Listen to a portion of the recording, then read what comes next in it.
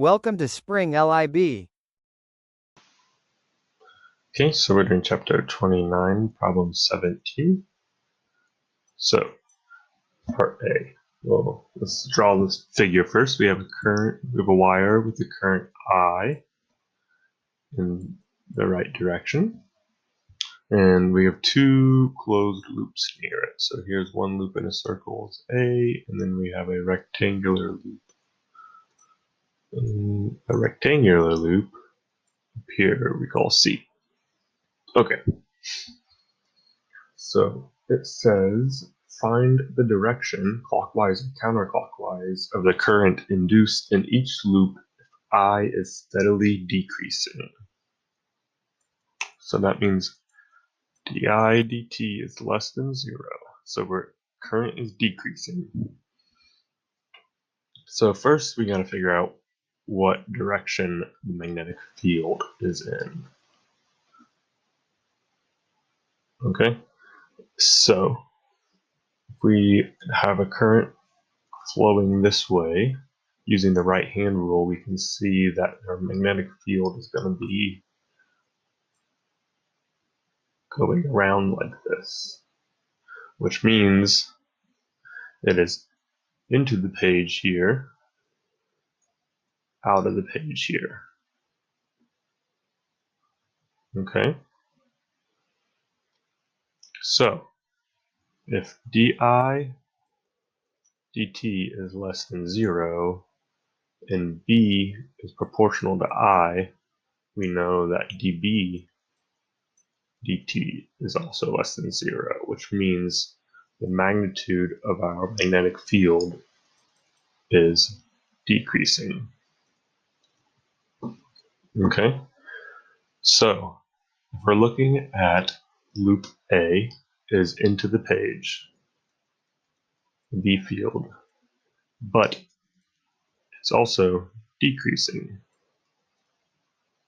So it's getting less into the page, which means to oppose the change in B field or the change in flux through this loop, it would induce a current that would produce a B field more into the page. Since it's into the page and decreasing, using Lenz's law, we need to induce a current that will produce a B field into the page. So, using the right hand rule again, we see that A induced current has to be clockwise. So now, if we're going to C, the only difference is we're out of the page.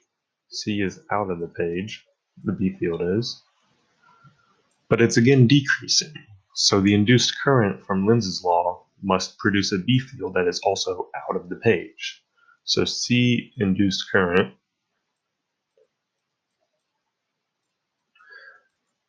is counterclockwise, just the opposite of A.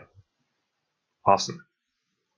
So part B says, while I is decreasing, what is the direction of the net force that the wire exerts on each loop? Okay, so the force of a magnetic field is given as QV cross B or I cross B. Okay, so if we're looking for just the direction of the force, first of all, let's look at C. I'm going to redraw it over here. So if I is this way, these arrows are representing the current. Oops, sorry. We already said that the induced current in C is counterclockwise. So these are representing the current. And the B field is out of the page. Okay. So now we can find the direction of the force for the bottom part here by taking the arrow I drew here and cross that with out of the page. Using the right hand rule, we see the force is down. Okay. If we do it over here on the right side of the loop, we'll see that the force when we cross it is to the right. And now we can see at the top it's to the up, and to the left, it's to the left. Okay. Now the left and right side are going to cancel each other out because they have the same exact radial dependence. If we think of this as the wire. But the top side is farther away from the wire than the bottom side, which means the B field is going to be less. So that means the net force has to be towards the wire. So F net on C is towards the wire. Now, if we're looking at A, since this is a circle, it's kind of hard to see, but we can just assume, we don't have to know the exact difference now, but it has the same problem where all these sides are going to cancel each other out, but overall there's going to be more